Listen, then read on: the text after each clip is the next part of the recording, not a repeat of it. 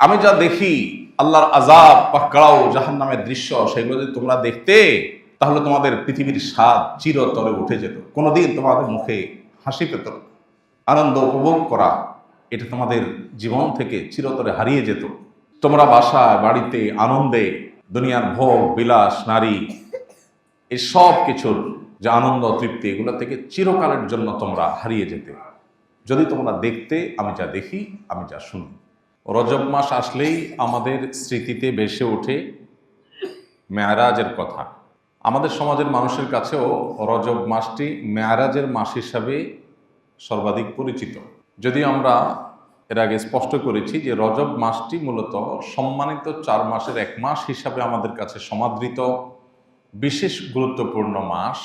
সেই সাথে অনেক ঐতিহাসিকদের মতে নবী সাল্লাল্লাহু আলাইহি ওয়াসাল্লামের জীবনের একটি অলৌকিক ঘটনা, তার জীবনে এক অলৌকিক অধ্যায় ঘটেছিল ইসরা এবং মেরাজের, সেটিও অনেক ইতিহাসবিদদের মতে এই রজব মাসে সংগঠিত হয়েছিল। তাহলে রজব মাসের তাৎপর্যের মূল এবং প্রধান যে দিকটি সেটি হলো এটি সম্মানিত মাসের একটি। সেই সাথে নবী সাল্লাল্লাহু আলাইহি ওয়াসাল্লামের জীবনে ইসরা এবং মেরাজের মতো অলৌকিক ঘটনা ঘটেছে। সেই ঘটনা ঠিক কবে ঘটেছে এটা নিয়ে ইতিহাসবিদদের মধ্যে নানাবিধ মত থাকলেও অনেক ইতিহাসবিদদের মতে রজব মাসে ঘটেছে। অবশ্য রজব মাসের কোন তারিখে ঘটেছে সেটা নিয়ে আবার নানামুখী মতামত আছে। 16টিরও অধিক মতামত আছে নবী সাল্লাল্লাহু আলাইহি ওয়াসাল্লামের মেরাজের তারিখকে ঘিরে। প্রশ্ন উঠতে পারে, কেন এত মতামত?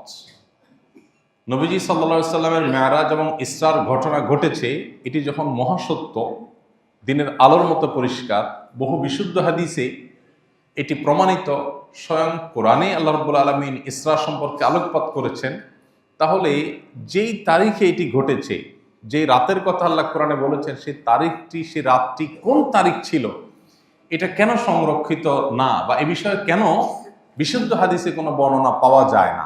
ইতিহাসবিদরা বিভিন্নভাবে তারা ধারণা করে, বিভিন্ন ক্লু থেকে তারা নানাবিধ তারিখের কথা বলছেন কেন।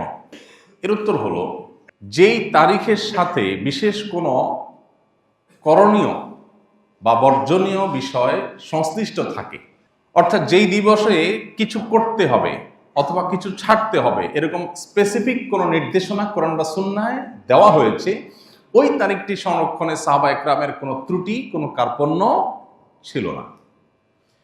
কিন্তু যেই ঘটনা বা যেই তারিখকে কেন্দ্র করে ইমানদারদের জন্য বিশেষ কোনো কর্মসূচি নেই, বিশেষ কোনো করণীয় বর্জনীয় নেই, সেই তারিখটা ঠিক কবে এটার সংরক্ষণ নিয়ে সাহাবা একরামের বিশেষ কোনো মনোযোগ বা বিশেষ কোনো আগ্রহ সচরাচর থাকতো না। এর অন্যতম কারণ হলো, আজ থেকে সেই 1450 বছর আগের বিশ্ব বাস্তবতায় মানুষ আজকাল যেরকম দিবস কেন্দ্রিকতার মধ্য দিয়ে আমাদের জীবন আমরা পার করি, তখন দিবস কেন্দ্রিকতা এতটা ছিল না।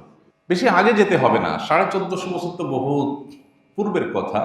আমরা আমাদের সমাজ বাস্তবতা যদি তাকাই, দেখতে পাবো যে অনেক মুরব্বী আছেন বা 40-50-এর বেশি বয়স যাদের অনেকেই আছেন, তার জন্মের এক্সাক্ট তারিখটা কত তিনি বলতে পারবেন না, কিন্তু তার ছেলে মেয়ের জন্ম তারিখ প্রত্যেকটা একেবারে ছোটস্থ মুখস্থ। আমি কি সঠিক বলেছি? কারণ কি? পেটে ভাতই ছিল না, জন্মদিবস করতে পালন করবে, ভাত জোগাড় করতে কষ্ট হয়েছে, আবার জন্মদিবসে কেক কাটবে, এই সুযোগ ছিল না। আর এখন যেহেতু কেক কাটাকাটির ব্যাপার আসছে, কালচার আসছে, খ্রিস্টানদের ভায়া হয়ে আমাদের মধ্যে আসছে, অগ্নিপূজক থেকে খ্রিস্টানদের কাঁধে, তাদের থেকে মুসলমানরা জেনে হোক না জেনে হোক, জেনে হোক না জেনে হোক, বুঝে হোক না বুঝে হোক, সেটাকে আজ ধারণ করছে। এখন আমাদের পেটে ভাত তরকারি হয়ে মাশাআল্লাহ কেক কাটার টাকাও আছে। যেহেতু আছে, অতএব ছেলে কবে জন্ম নিল, মেয়ে কবে জন্মদিন হলো, জন্মদিবস উপলক্ষে তাকে উইশ করা, এগুলো এখন আমাদের জীবনের বাস্তবতায় পরিণত হয়েছে। এছাড়াও যেহেতু অফিসিয়ালি জন্ম নিবন্ধন করতে হয়, পাসপোর্ট বানাতে হয়, সার্টিফিকেটের জন্য স্কুল কলেজে মাদ্রাসায় দিতে হয়, সেজন্য খুব সঙ্গত কারণেই এখন জন্মের তারিখটা আমরা সংরক্ষণ করছি, অথচ আমরা অনেকে আছি যে নিজের জন্ম তারিখটা কবে এটা আমরা বলতে পারবো না, কারণ তখন এতটা নিড এটার ছিল না। তাহলে এবার 1450 বছর আগে যদি আপনি চলে যান, তাহলে এই নিড বিন্দু পরিমাণও ছিল না।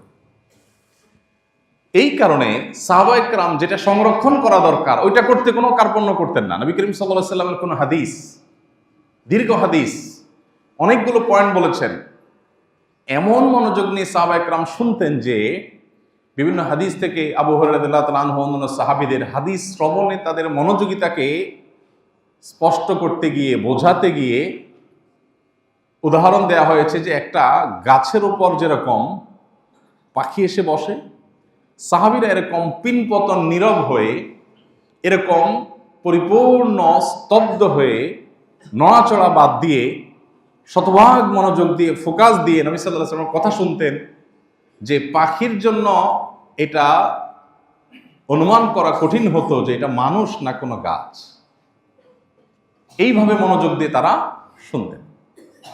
তাহলে যেটা সংরক্ষণ করা দরকার সেটা তারা ঠিকই সংরক্ষণ করেছেন, কিন্তু যে বিষয়গুলো সংরক্ষণের সাথে কোনো করণীয় বর্জনীয় ব্যাপার স্যাপার নাই, শরীয়তের কোনো নির্দেশনা নাই, আজকাল যেরকম আমরা শখের বসে অনেক তারিখ সংরক্ষণ করি, এগুলো সাহাবীদের মধ্যে ছিল। তো যে জায়গাটা আমরা ছিলাম মূলত সেটা হলো নবী করিম সাল্লাল্লাহু আলাইহি ওয়াসাল্লামের মেরাজ। এটি ঘটেছে, বহু বিশুদ্ধ হাদিস দ্বারা এটি প্রমাণিত। সশরীরে তার মেরাজ হয়েছে, স্বপ্নযোগে হয়নি। অনেকে বলে স্বপ্নযোগে হয়েছে। স্বপ্নযোগে যদি হতো তাহলে মক্কার মুশরিকরা তো অস্বীকার করতো না। স্বপ্নে তো মানুষ 5 মিনিট ঘুমাইলে ওই 5 মিনিট স্বপ্নের মধ্যে আমেরিকা চলে যাবার চলে আসে। সম্ভব কি? সম্ভব না। নবী সাল্লাল্লাহু আলাইহি ওয়াসাল্লাম মেরাজে রাতে মক্কা থেকে বাইতুল মাকদিস, সেই সুদূর ফিলিস্তিন মক্কা থেকে, সেখান থেকে আবার ঊর্ধ্বাকাশ হয়ে সপ্তাকাশ একটা একটা করে ভ্রমণ করে আসমানে গিয়ে জান্নাত জাহান্নাম দেখে, সিদরাতুল মুনতাহা, বাইতুল মামুর, বিভিন্ন নবীদের সাথে সাক্ষাৎ, সব কিছু করে আবার ব্যাক করেছেন মুহূর্তের মধ্যে, রাতের মধ্যে। মক্কার মুশরিকদের কাছে এটা অবিশ্বাস্য ছিল। কিভাবে সম্ভব এটা তাদের বুঝতে অসুবিধা হচ্ছিল। এই জন্য তারা অবিশ্বাস করেছে। যদি স্বপ্নটা নবী সাল্লাল্লাহু আলাইহি ওয়াসাল্লামের মেরাজের, রাসূল সাল্লাল্লাহু আলাইহি ওয়াসাল্লামের মেরাজটা যদি স্বপ্নে হতো তাহলে এটা কিন্তু অস্বীকার করার কোনো কারণ থাকতো না। তাহলে বোঝা গেল স্বপ্নে হয়নি, সশরীরে হয়েছে, এবং মেরাজের ঘটনা ঘটেছে সেটা সত্য, মহাসত্য। কিন্তু কোন তারিখে ঘটেছে সেই তারিখটা নির্দিষ্ট করে কোনো হাদিসে স্পষ্ট করে বর্ণিত হয় নাই। কারণ আমি এতক্ষণ ব্যাখ্যা করলাম কেন তারিখটা সংরক্ষণ হয়নি। ভাইরা আমার, তাহলে নবী সাল্লাল্লাহু আলাইহি ওয়াসাল্লামের মেরাজ হয়েছে। মেরাজের দুটি পার্ট, একটা হলো মক্কা থেকে বাইতুল মাকদিস পর্যন্ত, এটাকে বলা হয় ইসরা। এটা কোরআনে বর্ণিত হয়েছে। আল্লাহ বলেছেন সুবহানাল্লাযী আসরা বিআবদিহি লাইলাম মিনাল মাসজিদিল হারামি ইলাল মাসজিদিল আকসাল্লাযী বারাকনা হাওলা। ওই আল্লাহ পবিত্র, সকল প্রকার অভিযোগ অনুযোগ, মক্কার মুশরিকদের সন্দেহ সংশয়ের ঊর্ধ্বে, যিনি তার বান্দা মুহাম্মদ সাল্লাল্লাহু আলাইহি ওয়াসাল্লামকে রাতের কিছু অংশে, মুহূর্তের মধ্যে মক্কা থেকে অলৌকিকভাবে বাইতুল মাকদিসে, মসজিদে হারাম মক্কা থেকে বাইতুল মাকদিস, সেখানে আল্লাহ তাআলা নিয়ে গেছেন। এটুকু কোরআনে বর্ণিত আছে। সেখানে আল্লাহ তাআলা বিভিন্ন নবী রাসূলদের অলৌকিকভাবে তাদেরকে উপস্থিত করেছেন, তাদের ইমামতি নবী সাল্লাল্লাহু আলাইহি ওয়াসাল্লাম করেছেন। তারপর সেখান থেকে আল্লাহ রাব্বুল আলামিন তাকে ঊর্ধ্বাকাশ ভ্রমণ করিয়েছেন। তো একটা পার্ট তো কোরআনেই আছে, এটাকে অস্বীকার করলে ইমানই থাকবে না, আর বাকি পার্ট বিশুদ্ধ হাদিসে আছে। দেখুন, এখন মানুষ মহাকাশ ভ্রমণ করছে, মানুষ মহাশূন্য আবিষ্কার করেছে, মহাশূন্যে মানুষ গমন করছে, মহাকাশে মানুষ যাচ্ছে, সেখানে স্টেশন স্থাপন করছে। এই জিনিসগুলো আজ থেকে 1450 বছর আগের পৃথিবীর মানুষ কখনো কল্পনাও করেন। তখনকার মানুষকে যদি বলা হতো যে মানুষ চাঁদে যাবে, সবাই পাগল বলতো না? নবী করিম সাল্লাল্লাহু আলাইহি সাল্লামকে যে আল্লাহ তাআলা ঊর্ধ্বাকাশে নিয়ে গেছেন, মানুষ আল্লাহর সৃষ্টি, তার ব্রেইন, বুদ্ধি, মেধা দিয়ে যদি মানুষ মহাকাশে যেতে পারে, আরো 1000 বছর 2000 বছর পরের পৃথিবীতে মানুষ না জানি আরো কোথায় যায়, তাহলে এই মানুষের মেধার, ব্রেইনের সৃষ্টিকর্তা আল্লাহ তাআলা তার রাসূলকে মুহূর্তের মধ্যে সব কিছু করে তারপরে আবার দুনিয়াতে পাঠানো কি সম্ভব না অসম্ভব? মানে এটা যে সম্ভব সেটা মানতে কি খুব জোর করে মানাইতে হয়? আজকে বিজ্ঞান যেটা পেরেছে, সম্ভব করে দিয়েছে, এটা দেখে বিজ্ঞানের সৃষ্টিকর্তা আল্লাহ তাআলা কি পারেন, তার কাছে কোনো সীমাবদ্ধতা বলতে যে কিছু নাই, সে বিষয়ে বোঝার জন্য আলহামদুলিল্লাহ আল্লাহ তাআলার দেওয়া কমন সেন্স আর সুস্থ মস্তিষ্কই যথেষ্ট। এরপরও যদি 2024-25 পৃথিবীতে এসেও যদি আমরা কেউ ইমানদার না হই, আমরা যদি কেউ ইমান আনয়ন করতে না পারি, আমাদের ইমান যদি সুদৃঢ় না হয়, আল্লাহর প্রতি অগাধ বিশ্বাস যদি না হয়, তাহলে এটা আমাদের দুর্বলতা, এটা আমাদের দুর্ভাগ্য, এটা আমাদের দুর্বলতা এবং ত্রুটি। এই জন্য আল্লাহ তাআলা ইসরার ঘটনা বলতে গিয়ে শুরুতে বলেছেন সুবহানাল্লাযী আসরা, যে আল্লাহ তাআলা রাত্রিকালীন এই অলৌকিক ঘটনা ঘটিয়েছেন। তোমরা যে সন্দেহ সংশয় করছো মক্কার মুশরিকেরা, এগুলো থেকে আল্লাহ অনেক ঊর্ধ্বে, তোমরা চিন্তাও করতে পারো না। এগুলো আল্লাহর জন্য কোনো ইস্যুই না, কোনো ব্যাপারই না। ভাইরা আমার, তো নবী করিম সাল্লাল্লাহু আলাইহি সাল্লামকে আল্লাহ রাব্বুল আলামিন এই মেরাজের যে ঘটনা তাকে আল্লাহ তাআলা ঘটিয়েছেন তার জীবনে, এটি কেন ঘটিয়েছেন? এর একটি কারণ, অনেক কারণের ভিতরে একটি কারণ হলো, আমরা জানি নবী করিম সাল্লাল্লাহু আলাইহি সাল্লামের জীবনে একটি বছর ছিল খুব কষ্টের বছর, যে বছরকে বলা হয় আমাল হুজন, পেরেশানির বছর, কষ্টের বছর। সেই বছরটা ছিল ওই বছর যে বছরে নবী সাল্লাল্লাহু আলাইহি সাল্লাম তার ঘরের আপনজন এবং বাইরের একমাত্র আশ্রয়দাতা দুজনকে হারিয়েছেন। তার ঘরের আশ্রয়দাতা ছিলেন, ঘরে সান্ত্বনা দানকারী ছিলেন খাদিজা রাদিয়াল্লাহু তাআলা আনহা, আর বাইরের সান্ত্বনা দানকারী ছিলেন চাচা আবু তালেব। দুজনকে হারিয়েছেন। আর মক্কার মুশরিক তায়েফদের মুশরিকদের নির্যাতনে, নিষ্পেষণে ক্লিষ্ট, পরিশ্রান্ত এবং মনোবেদনায় তিনি খুব কষ্ট পাচ্ছিলেন। তার জীবনের সবচেয়ে কষ্টের বছরে আল্লাহ রাব্বুল আলামিন তাকে সান্ত্বনা দেবার জন্য, তার মনোবেদনা দূর করবার জন্য আল্লাহ তাআলা তাকে কাছে ডেকে নিয়ে গেছেন, জান্নাত দেখিয়েছেন। জান্নাত দেখার পর একজন ইমানদার, যেটা কখনো কেউ কোনোদিন দেখতে পায় না, কল্পনা করে না, এই সৃষ্টি জগতে কোনো কিছুর সাথে যেটা কোনো তুলনা চলে না, সেই জান্নাত অবলোকন করতে পারাটাও মানুষের জীবনের সবচেয়ে বড় সুখ। আল্লাহ তাআলা সেই জিনিসটা নবী সাল্লাল্লাহু আলাইহি ওয়াসাল্লামকে দান করলেন। আল্লাহর সান্নিধ্যে আল্লাহ নিয়ে গেলেন, এক একটা আসমানে এক একজন নবীর সাথে সাক্ষাৎ করালেন। তারপর আল্লাহ রাব্বুল আলামিন নবী সাল্লাল্লাহু আলাইহি ওয়াসাল্লামকে সিদরাতুল মুনতাহা, ঊর্ধ্বাকাশের শেষ সীমানা, যেখানে বিশাল বড় একটা বড়ই বৃক্ষ আছে, সেটা দুনিয়ার এই গাছগুলোর আকারের বা সাইজের না, নামে হয়তো বলেছে, তার প্রকৃতি, তার আকার, সেগুলোর সাথে এগুলোর কোনো তুলনা নেই। সেটা হলো সীমানা ঊর্ধ্বাকাশের। আল্লাহ রাব্বুল আলামিনের সৃষ্টি জগতের মধ্যে জিবরিল সহ অন্য কোনো ফেরেশতা ওইটা ক্রস করে আর আল্লাহর আরশ বা উপরে আর যেতে পারে না। আল্লাহ তাআলা সেখানেও নবী সাল্লাল্লাহু আলাইহি ওয়াসাল্লামকে নিয়েছেন, তার সাথে কথোপকথন করেছেন, তাকে অনেক উপহার দিয়েছেন, নেয়ামত দিয়েছেন, আবার তাকে ফেরত পাঠিয়েছেন। এগুলো সবই ছিল ওই যে পেরেশানির বছরে তার মনোবেদনা দূর করবার জন্য আল্লাহর পক্ষ থেকে উপহার, পুরস্কার। ভাইরা আমার, প্রিয় নবী সাল্লাল্লাহু আলাইহি সাল্লাম মেরাজে কি কি দেখেছেন? প্রথমত তিনি দেখেছেন জিবরিল আলাইহিস সালামকে তার আপন আকৃতিতে, এবং নবী সাল্লাল্লাহু আলাইহি সাল্লাম জিবরিলকে তার মূল আকৃতিতে এর আগেও দেখেছেন। আল্লাহ রাব্বুল আলামিন ফেরেশতা জিবরিলকে 600 ডানা দিয়েছেন। কত ডানা? প্রত্যেকটা ডানা যতদূর মানুষের চোখ যায় ততদূর বিস্তৃত, এত বিশাল। এরকম 600 ডানা আল্লাহ তাআলা দিয়েছেন। এই বিশাল বড় সৃষ্টি আল্লাহ তাআলা তার মূল আকৃতিতে আল্লাহ তাআলা নবী সাল্লাল্লাহু আলাইহি সাল্লামকে দেখার সুযোগ দিয়েছেন এই মেরাজ। মেরাজ নবী সাল্লাল্লাহু আলাইহি সাল্লাম প্রত্যেক আকাশে এক একজন নবীর সাথে সাক্ষাৎ করেছেন। যত নবী রাসূল তাঁর আগে পৃথিবী থেকে গত হয়েছেন, আল্লাহ তাআলা তাদেরকে বিভিন্ন আকাশে উপস্থিত রেখেছেন। সেটা কি তাদের রূহের কোনো বিশেষ উপস্থিতি, না দেহ সহ রূহের কমপ্লিট উপস্থিতি, তার ধরন প্রকৃতি কি, সেটা আল্লাহ তাআলা ভালো জানেন। হাদিস থেকে শুধু আমরা এটুকু জানি যে নবী করিম সাল্লাল্লাহু আলাইহি সাল্লাম সপ্তাকাশের প্রত্যেকটি আকাশে এক বা একাধিক নবী বা রাসূলের সাথে সাক্ষাৎ করেছেন। যেমন প্রথম আকাশ যেটি, এটিতে নবী সাল্লাল্লাহু আলাইহি সাল্লাম সাক্ষাৎ করেছেন আদম আলাইহিস সালামের সাথে, আদি পিতা।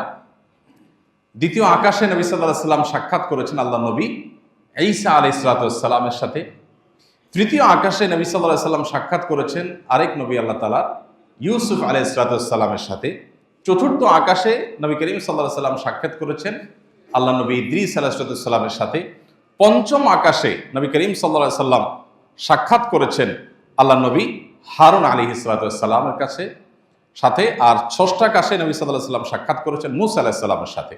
এবং সপ্তাকাশে নবী সাল্লাল্লাহু আলাইহি ওয়াসাল্লাম সাক্ষাৎ করেছেন ইব্রাহিম আলাইহিস সালামের সাথে। তাহলে আদম আলাইহিস সালাম, ঈসা আলাইহিস সালাম, ইউসুফ আলাইহিস সালাম, ইদ্রিস আলাইহিস সালাম, হারুন আলাইহিস সালাম, মূসা আলাইহিস সালাম এবং ইব্রাহিম আলাইহিস সালাম। সাত আকাশে সাতজন বড় এবং বিশিষ্ট নবী রাসূলদের সাথে নবী সাল্লাল্লাহু আলাইহি ওয়াসাল্লাম সাক্ষাৎ করেছেন। এই সাক্ষাতে তাদের সাথে মত বিনিময়ের, তাদের সাথে কুশল বিনিময়ের, তাদের কাছ থেকে দোয়া লাভ করার নানাবিধ সৌভাগ্যে নবী সাল্লাল্লাহু আলাইহি ওয়াসাল্লামকে আল্লাহ তাআলা ধন্য করেছেন। তৃতীয়ত নবী সাল্লাল্লাহু আলাইহি ওয়াসাল্লাম এই মেরাজে হাউজে কাউসার যেটি আল্লাহ তাআলা তাকে দান করবেন কিয়ামতে, তার সুন্নাহর অনুসারী যারা বিদআত এবং শিরক থেকে যারা বেঁচে থাকেন সেই ঈমানদারদেরকে নবী সাল্লাল্লাহু আলাইহি ওয়াসাল্লাম যে হাউজ থেকে নিজে হাতে পান করাবেন, যে হাউজে কাউসারের অগণিত পান করার বিশাল ব্যবস্থাপনা থাকবে। সকল ঈমানদারদেরকে আল্লাহ তাআলা সেখান থেকে, নবী সাল্লাল্লাহু আলাইহি ওয়াসাল্লামের সুন্নাহর অনুসারীদেরকে আল্লাহ তাআলা সেখান থেকে পানি পান করাবেন। যে সে পানি পান করবে লা ইয়াজমাউ আবাদা, জান্নাতে প্রবেশের আগ পর্যন্ত তার আর কখনো পিপাসা পাবে না। অথচ কিয়ামতে সূর্য মানুষের খুবই নিকট অবস্থান করবে, যার কারণে পিপাসায় মানুষ পাগল পড়া থাকবে, কিন্তু মৃত্যু আসবে না। ওই সময়টাতে আল্লাহ তাআলা যে হাউজে কাউসার দান করবেন নবীজিকে, মেরাজে সে হাউজে কাউসার তাকে দেখিয়েছেন। এটা অনেক বড় সৌভাগ্য এবং নেয়ামত ছিল তার জন্য। 4 নম্বর যে জিনিসটি দেখেছেন তা হলো জান্নাতের কিছু দৃশ্য, জাহান্নামের কিছু দৃশ্য আল্লাহ তাআলা তাকে দেখিয়েছেন। কি হতে পারে? এখন প্রশ্ন উঠতে পারে, জান্নাত জাহান্নাম কি অলরেডি সৃষ্ট? উত্তর হলো হ্যাঁ। এটাই আহলুস সুন্নাহ ওয়াল জামাআর আকীদা। কোরআন এবং সুন্নাহ এটাই বলে যে জান্নাত এবং জাহান্নামকে আল্লাহ তাআলা সৃষ্টি করেছেন, ইতোমধ্যে সেটা সৃষ্টি হয়ে আছে। নবী করিম সাল্লাল্লাহু আলাইহি ওয়াসাল্লামকে আল্লাহ রাব্বুল আলামিন সে জান্নাতের কিছু দৃশ্য, আবু হুরায়রা রাদিয়াল্লাহু তাআলা আনহুর পায়ের আওয়াজ জান্নাতে শুনতে পাওয়া, বিশিষ্ট সাহাবীদের অনেকের ফজিলত মর্যাদা, জান্নাতে আগে আগে থাকতে পারা, তাদের সৌভাগ্য, তাদের মর্যাদার কারণগুলো উদ্ঘাটন করতে পারা, জান্নাতীয় কিছু নেয়ামত আল্লাহ সুবহানাহু ওয়া তাআলা তাকে দেখিয়েছেন। সেই সাথে জাহান্নামের কিছু করুণ দৃশ্য মানব জাতিকে, আদম সন্তানকে, ঈমানদারদেরকে সতর্ক করার জন্য আল্লাহ তাআলা দেখিয়েছেন। 5 নম্বর, নবী সাল্লাল্লাহু আলাইহি ওয়াসাল্লাম সাক্ষাৎ করেছেন জাহান্নামের যে প্রহরী মালিক নামক ফেরেশতা, তার সাথে। তিনি ছাড়াও অন্যান্য অনেক ফেরেশতার সাথে নবী সাল্লাল্লাহু আলাইহি ওয়াসাল্লামকে আল্লাহ তাআলা সাক্ষাৎ ঘটিয়েছেন মেরাজের মাধ্যমে। এবং 6 নম্বরে নবী সাল্লাল্লাহু আলাইহি ওয়াসাল্লাম এই সফরে বাইতুল মামুর ভিজিট করেছেন। বাইতুল মামুর হলো ঊর্ধ্বাকাশে একটি মসজিদ। যেই বাইতুল মামুর, এইটা আল্লাহ রাব্বুল আলামিন মক্কার কাবার ঠিক বরাবর আল্লাহ তাআলা যার অবস্থান রেখেছেন। এই মসজিদের বিশালতা এত বড়, যেখানে আল্লাহর ফেরেশতারা প্রতিবারে প্রবেশ করলে 70,000 ফেরেশতা সেখানে সালাত আদায় করেন। ফেরেশতাদের আকৃতি অবশ্য হাদিসে এখানে উল্লেখ করা হয়নি যে কি আমাদের মতো আকৃতি 70,000 নাকি ওই যে জিবরিলের মতো আকৃতি 70,000, সেটা আল্লাহ তাআলা ভালো জানেন। তো 70,000 ফেরেশতা একসাথে যারা সালাত আদায় করেন, তারা একদিন যারা সালাত আদায় করে বের হন, সেখান থেকে নামাজ পড়ে বের হন, কিয়ামত পর্যন্ত তারা আর সেখানে ঢোকার সুযোগ পান না। এরপরে নতুন 70,000 ঢুকে। এইভাবে আল্লাহ তাআলার ফেরেশতাদের সংখ্যা কত একমাত্র আল্লাহ তাআলা ভালো জানেন। তো এই জন্য নবী সাল্লাল্লাহু আলাইহি ওয়াসাল্লামকে আল্লাহ তাআলা বাইতুল মামুর সাক্ষাৎ করার সুযোগ দিয়েছেন। 7 নম্বর, নবী সাল্লাল্লাহু আলাইহি ওয়াসাল্লামকে আল্লাহ তাআলা সিদরাতুল মুনতাহা এটা ভিজিট করার সুযোগ দিয়েছেন, যেটা কথা একটু আগে বলছিলাম যে ঊর্ধ্বাকাশের, ঊর্ধ্ব জগতের সর্বশেষ যে এন্ডিং পয়েন্ট, বর্ডার, যেটা কোনো ফেরেশতারও ক্রস করবার সুযোগ নেই, জিবরিলের যাওয়ার সুযোগ নেই, সেখানে আল্লাহ রাব্বুল আলামিন নবী সাল্লাল্লাহু আলাইহি ওয়াসাল্লামকে নিয়েছেন এবং আল্লাহর সাথে একান্তে কথা বলার সুযোগ দিয়েছেন। জিবরিলও যেটা ক্রস করতে পারেন, আল্লাহ তাআলা তাকে সেটা ক্রস করে আল্লাহর কাছাকাছি আল্লাহ তাআলা নিয়েছেন এবং তাকে এই নিয়ামতগুলো দেখিয়েছেন। নবী করিম সাল্লাল্লাহু আলাইহি ওয়াসাল্লামের মেরাজের প্রাপ্তির অনেক আলোচনা করার মতো, খুবই সংক্ষিপ্ত সময়। তো এই অর্জনগুলো আল্লাহ তাআলা তার নবী সাল্লাল্লাহু আলাইহি ওয়াসাল্লামকে দান করেছেন মেরাজের মাধ্যমে। এবং এই মেরাজ থেকে আমাদের প্রাপ্তির জায়গা, নাম্বার 1, আমাদের প্রাপ্তির জায়গা হলো নবী করিম সাল্লাল্লাহু আলাইহি ওয়াসাল্লাম মেরাজে জাহান্নামীদের কিছু দৃশ্য দেখেছেন। আল্লাহ তাআলা তাকে কিছু দৃশ্য দেখিয়েছেন। সেই দৃশ্যটা দুনিয়াতে যেরকম ডামি ক্লাস হয়, ডামি অনেক কিছু হয়, হতে পারে জাহান্নামের ওইরকম একটা চিত্র যে এমন হবে সেটা আল্লাহ তাআলা দেখিয়েছেন, আবার হতে পারে আল্লাহ তাআলা মূল এবং হাকিকতটাই দেখিয়েছেন। এর প্রকৃত রূপ কেমন ছিল, আলমুল গায়ব এবং অদৃশ্যের জগৎ সম্পর্কে কোরআন সুন্নাহ যতটুকু বলে আমরা ততটুকু শুধু ঈমান আনি, এর ডিটেইল আমরা নিজেদের থেকে ব্যাখ্যা করার সুযোগ থাকে না। তো নবী সাল্লাল্লাহু আলাইহি সাল্লাম জাহান্নামে যা দেখেছেন সেখান থেকে আমাদের শিক্ষা গ্রহণ করবার সুযোগ আছে। যেমন মেরাজে আল্লাহর হাবিব সাল্লাল্লাহু আলাইহি সাল্লাম যখন ফেরেশতার সাথে জাহান্নামের বিভিন্ন দৃশ্য দেখছেন, এর মধ্যে একটা দৃশ্য হলো যে তিনি দেখতে পাচ্ছিলেন যে কিছু মানুষ তারা তাদের হাতে যে নখগুলো, এই নখগুলো সাধারণ আমাদের দুনিয়াতে যেরকম নখ থাকে এরকম পাতলা বা এতটা সাধারণ পর্যায়ের নখ না, সে নখগুলো দেখতে পাচ্ছেন জাহান্নামে কিছু লোক তাদের নখগুলো হলো সবগুলো পিতলের, খুব শক্তিশালী, খুব ধারালো, ভয়ঙ্কর। এগুলো দিয়ে তারা তাদের চেহারা এবং বুককে তারা ছিঁড়ে ফেলছে, রক্তাক্ত করে ফেলছে। এটা অটোমেটিক, এটা সুস্থ স্বাভাবিক মানুষ তো নিজের চেহারা নিজের বুক আশ্রাবে না, কিন্তু এমনভাবে আল্লাহ তাআলা তাদের শাস্তি দিচ্ছেন যে তাদের এই হাত দিয়ে তাদের মুখ এবং বুককে তারা ছিঁড়ে ফেলছে, আবার সেটা স্বাভাবিক হচ্ছে, আবার ছিঁড়ে ফেলছে। এইভাবে এই শাস্তির মধ্যে তারা ডুবে আছে, এটা অটো হয়ে গেছে, আল্লাহ তাআলা ওইভাবে সেট করে ফেলেছেন তার জন্য। এই শাস্তি তাদের চলছে। নবী সাল্লাল্লাহু আলাইহি সাল্লাম সেখানে থামলেন, ফেরেশতাকে জিজ্ঞাসা করলেন, এই করুণ পরিণতি যাদের হচ্ছে এরা কারা, কি অপরাধে তাদের এই শাস্তি হচ্ছে?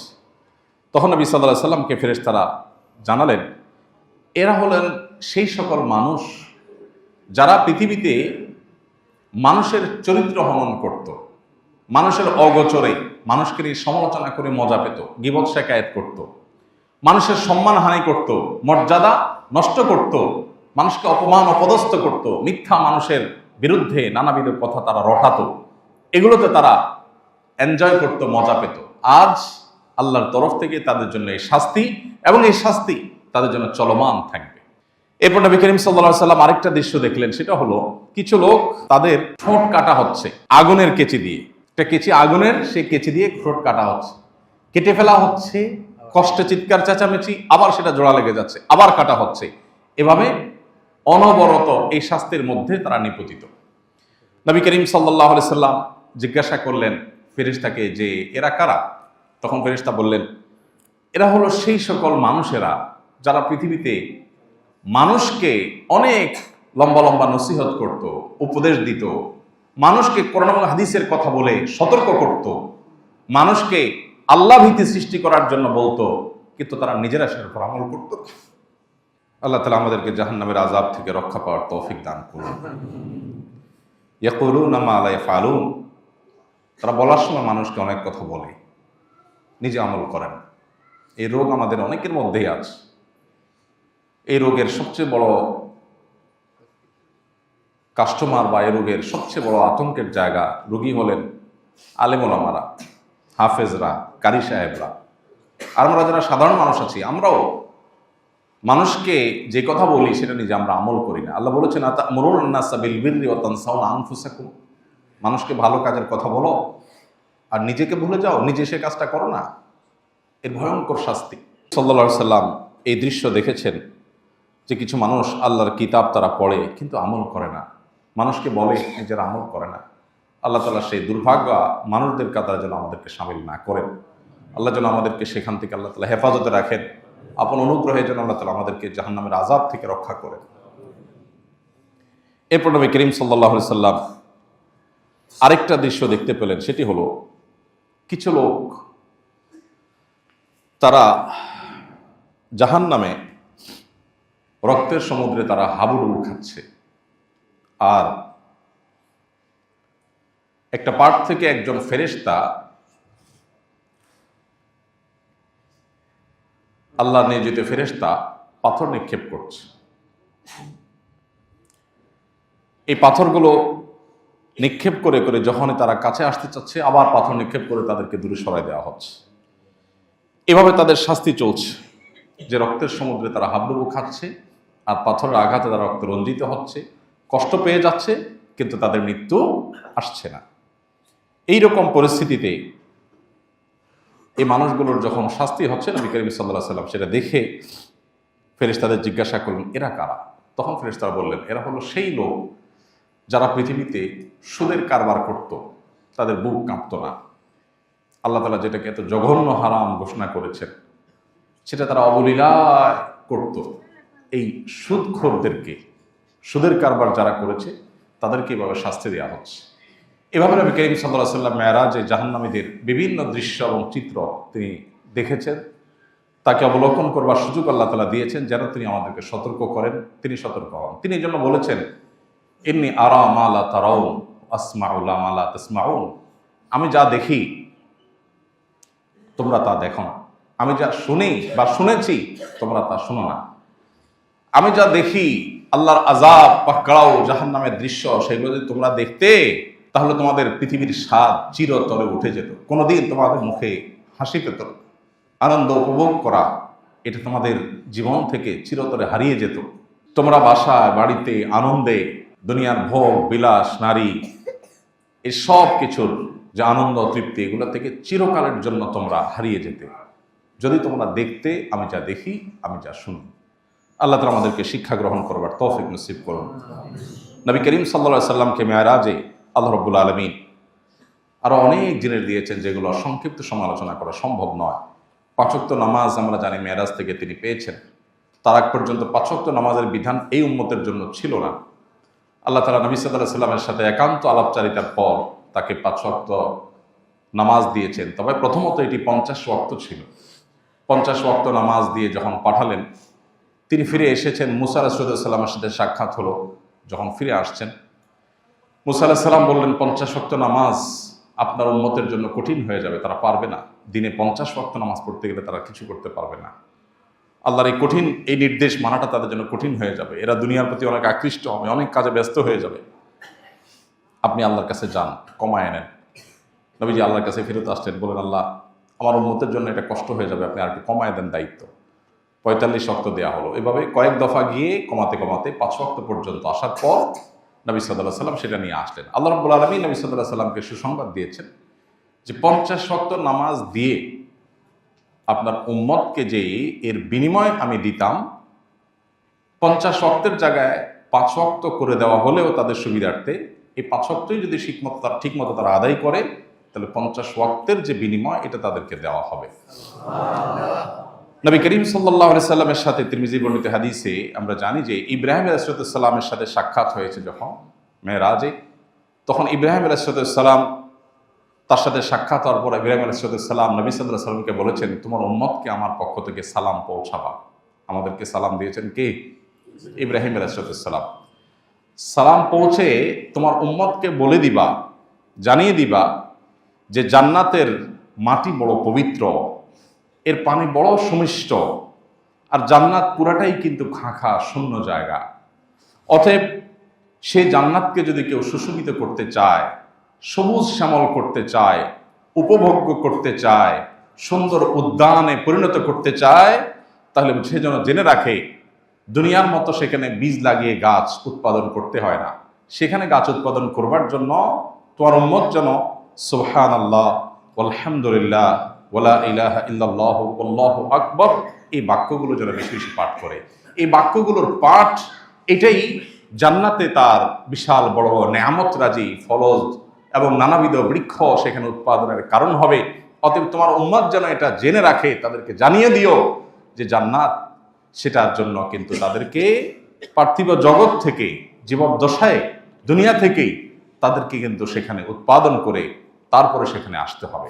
এই বার্তা নবী সাল্লাল্লাহু আলাইহি সাল্লামকে ইব্রাহিম আলাইহিস সালাম দিয়েছেন আমাদের উদ্দেশ্যে। বিধায় এখান থেকে শিক্ষা গ্রহণ করে আমরা বেশি বেশি তাসবিহ, অবসর সময়ে আল্লাহর পবিত্রতা জ্ঞাপন, আল্লাহর একত্ববাদের স্বীকৃতি, আল্লাহর বড়ত্ব বর্ণনা এবং আল্লাহর প্রশংসা, এই বাক্যগুলো আমরা বেশি বেশি পাঠ করব। সুবহানাল্লাহি ওয়ালহামদুলিল্লাহ ওয়ালা ইলাহা ইল্লাল্লাহু আল্লাহু আকবার। আল্লাহ তাআলা আমাদেরকে এই সব বাক্যগুলোকে বেশি বেশি অন্তর থেকে মহব্বতের সাথে উচ্চারণ করার, অন্তর থেকে ধারণ করার তৌফিক দান করুন। নবী করিম সাল্লাল্লাহু আলাইহি সাল্লাম তার এই মেরাজ থেকে আমাদের শেখার বিষয় অনেক। তার জীবনের সবচেয়ে কষ্টের বছরও আল্লাহ তাআলা তার জন্য সান্ত্বনার ব্যবস্থা রেখেছেন। আল্লাহ যে কোরআনে বলেছেন, ইন্না মা'আল উসরি ইউসরা, নিশ্চয়ই মানুষের কষ্টের পরেই কষ্টের সাথেই সুখ থাকে। আল্লাহ পরে শব্দ বলেননি, বলেছেন মা'আল উসরি ইউসরা, অর্থাৎ মানুষের কঠিন সময়ের সাথেই সহজ সময়, ভালো সময় থাকে। বারবার আল্লাহ তাআলা বলেছেন। মেরাজ থেকে আমাদের যে শিক্ষার বিষয়গুলো আছে এর ভিতরে একটা হলো ইন্নামা আল উসরি ইউসরা, কষ্টের পরেই সুখ থাকে। নবী সাল্লাল্লাহু আলাইহি সাল্লামকে আল্লাহ তাআলা অনেক পরীক্ষা নিয়েছে, অনেক কষ্ট তার জীবনে ছিল। এই কষ্ট দূর করার জন্য আল্লাহ তাআলা জান্নাতের নেয়ামত তো দেবেনই, দুনিয়াতেই আল্লাহ তাআলা মেরাজের নেয়ামত দিয়ে তাকে ধন্য করেছেন। আমাদের সবার জীবনে কষ্টের মধ্যেও আল্লাহ তাআলা সুখ রাখেন। আমরা অনেক সময় সুখটা অনুভব করার চেষ্টা করি না, বুঝে উঠতে পারি না যে কি সুখ পাইছি। অনেকে আমরা নাশুকরি করি যে আমার জীবনে কখনো সুখের দেখা পাইলাম না। এই কথাগুলো আল্লাহর নেয়ামতের নাশুকরি। আপনি যে দাঁড়ায় বলতে পারছেন, এটাই তো আল্লাহ তাআলার অনেক বড় নেয়ামত। এই বলাটাই তো অনেকে বলতে পারছে না। কত পয়সাওয়ালা মানুষ আছে, অনেক পয়সাওয়ালা মানুষ এই ঢাকায় আছেন, আমি চিনি, ব্যক্তিগতভাবে জানি, চোখ দিয়া দেখতে পান না, কোটি কোটি টাকার অ্যাসেট, কিন্তু নিজের অ্যাসেট নিজের কাছের লোকদেরকেও দেখতে পারেন না। পৃথিবীর কোনো চিকিৎসকরাও তার এই সমস্যার সমাধান করতে পারেন না। কত নেয়ামত থেকে মানুষ বঞ্চিত, সেখানে আল্লাহ তাআলা আপনাকে অনেক নেয়ামত দিয়ে রেখেছেন, আপনি বুঝতে পারছেন। তো একজন ইমানদার বিপদের মধ্যেও সুখের সন্ধান করার চেষ্টা করবে। দ্বিতীয়ত নামাজের গুরুত্ব আরো, যে আল্লাহ তাআলা অন্য সব বিধানগুলো জিবরিলের মাধ্যমে দিয়েছেন। নামাজ কত গুরুত্বপূর্ণ হলে নবীজিকে আল্লাহ তাআলা মেরাজে ডেকে নিয়ে তারপর সরাসরি দিয়েছেন, জিবরিলের মাধ্যমে দেন নাই। এখান থেকে নামাজের গুরুত্ব বোঝা যায়, অনুধাবন করা যায়। সেই নামাজ অবলীলায়, ঠান্ডা মাথায়, জেনে শুনে, ইচ্ছাকৃতভাবে আমরা যখন নষ্ট করি, তখন আর আল্লাহর আরশ প্রকম্পিত হওয়ার মতো অপরাধ হয়ে যায় সেটি। এবং এর দায় যে কত বড় হতে পারে, এর শাস্তি যে কত জঘন্য হতে পারে, সেটা একমাত্র আল্লাহ তাআলা ভালো জানেন। এই জন্য মেরাজের এই ঘটনা থেকে নামাজের গুরুত্বের শিক্ষা গ্রহণ করে আমাদের জীবনে নামাজকে জীবনের যে কোনো কিছুর চাইতে আমরা গুরুত্ব দেওয়ার চেষ্টা করবো ইনশাআল্লাহ। সব হারিয়ে যেতে পারে, কিন্তু নামাজ হারতে পারে না ইমানদারের জীবন, কোন অবস্থাতেই না। গাড়ি ছুটে যেতে পারে, লস হয়ে যেতে পারে, কাস্টমার চলে যেতে পারে, অনেক ক্ষতি হতে পারে, কিন্তু নামাজ কখনো ইমানদারের জীবনে বাদ থাকতে পারে না। যুদ্ধক্ষেত্রে পর্যন্ত মাফ নাই, যুদ্ধক্ষেত্রে রণাঙ্গনে সেখানেও নামাজ পড়তে হবে। হ্যাঁ, নামাজ সেখানে পড়ার ক্ষেত্রে বিশেষ বিধান সালাতুল খৌফ আল্লাহ তাআলা কোরআনে দিয়েছেন, কিন্তু তারপর নামাজ পড়তে হবে। কারণ সতর ঢাকার মতো কোনো ব্যবস্থা নাই, এমন কোনো কঠিন জটিল পরিস্থিতির মধ্যে আছেন, এদিকে সতর ঢাকা নামাজের জন্য ফরজ, তাকেও নামাজ পড়তে হবে। প্রয়োজনে সতর ছাড়া, ঢাকা ছাড়া বসে বসে নামাজ পড়বে, তারপর নামাজ পড়তে হবে। কেউ সমুদ্রে নিমজ্জমান, কিছু একটা ধরে ভেসে আছে, যান বাঁচানো দায়, নামাজের ওয়াক্ত চলে যাচ্ছে, ওই অবস্থায় তার নামাজ পড়তে হবে। কেবলার দিকে ফিরে স্থির থাকার মতো অবস্থা নেই, ঢেউ তাকে অনবরত নাড়িয়ে দিচ্ছে, তাহলে যেদিকে সম্ভব ওইদিকে ফিরে নামাজ পড়বে, তারপর তাকে নামাজ পড়তে হবে। একজন মানুষ দাঁড়িয়ে নামাজ পড়তে পারছে না, তাকে বসে পড়তে হবে। বসে পড়তে পারছে না, শুয়ে পড়তে হবে। অঙ্গ প্রত্যঙ্গ, মাথা হাত নাড়াতে পারছে না, মনে মনে পড়তে হবে। মাফ নাই, ওযু করার ক্ষমতা নাই, পানি নাই, তায়াম্মুম করবে। মাটিতে থাকুক আর আকাশে বিমানে থাকুক, রেলে থাকুক আর বাসে থাকুক, নামাজ কখনো মাফ নাই। প্রত্যেকটা বিধানের বিকল্প আছে। রমজানে রোজা রাখতে পারছেন না কারণ আপনি সফরে আছেন, ট্যুরে আছেন, শরীয়ত বলেছে অসুবিধা নাই, পরে রাখি দিও। কিন্তু নামাজের ক্ষেত্রে এটা বলে নাই যে সফরে আসো, কষ্ট হচ্ছে, ঠিক আছে নামাজ না রাখলে চলবে বা পরে পড়লে চলবে না, সময় মতো আদায় করতে হবে। আল্লাহ তাআলা নামাজের গুরুত্ব আমাদেরকে বোঝার তৌফিক দান করুন। চোখ যেদিন বন্ধ হয়ে যাবে, মহাসত্যের মুখোমুখি যেদিন আমরা হয়ে যাব, সেদিন আমাদের সবার আগে হিসাব নেওয়া হবে নামাজের। নামাজটা ঠিক, বাকি সব সহজ করে দেওয়া হবে। নামাজে গড়বড়, সবগুলোতে আটকা পড়ে যাবে। আল্লাহ তাআলা আমাদেরকে নামাজ নিয়মিত সর্বোচ্চ গুরুত্বের সাথে সুন্দরভাবে আদায় করার তৌফিক দান করুন। নবী করিম সাল্লাল্লাহু আলাইহি ওয়াসাল্লাম তার মর্যাদা ও মেরাজের ঘটনা থেকে ফুটে উঠে আল্লাহর কাছে তিনি কত সম্মানিত, কত মর্যাদা তার, যে আল্লাহ তাআলা তাকে মেরাজ এবং ইসরার মতো নেয়ামত দিয়েছেন, তার কাছে নিয়েছেন। কোন নবী রাসূলকে আল্লাহ তাআলা এই নেয়ামত দেন নাই। মুসা আলাইহিস সালামের সাথে আল্লাহ কথোপকথন করেছেন, সেজন্য তিনি কালিমুল্লাহ। ঈসা আলাইহিস সালামকে আল্লাহ তাআলা বিশেষ বৈশিষ্ট্য দিয়েছেন, মাতৃকোলে কথা বলার শক্তি দিয়েছেন। তুর পাহাড়ে মুসা আলাইহিস সালামকে নিয়েছেন, এক এক নবীকে এক এক মর্যাদা দিয়েছেন। মুহাম্মদ সাল্লাল্লাহু আলাইহি সাল্লাম একমাত্র নবী, একমাত্র রাসূল, যাকে আল্লাহ তাআলা স্বয়ং তার কাছে নিয়ে সম্মানিত করেছেন, মর্যাদা দিয়েছেন। এখান থেকে তার মর্যাদা আল্লাহর কাছে কত বেশি, তার শ্রেষ্ঠত্ব যে সবার উপরে, সেটি খুব পরিষ্কারভাবে বুঝে আসে। আল্লাহ তাআলা আমাদেরকে মেরাজের ঘটনাগুলি থেকে শিক্ষা গ্রহণ করার তৌফিক দান করুন। আসুন্নাহ ফাউন্ডেশন, উম্মার স্বার্থে সুন্নাহর সাথে।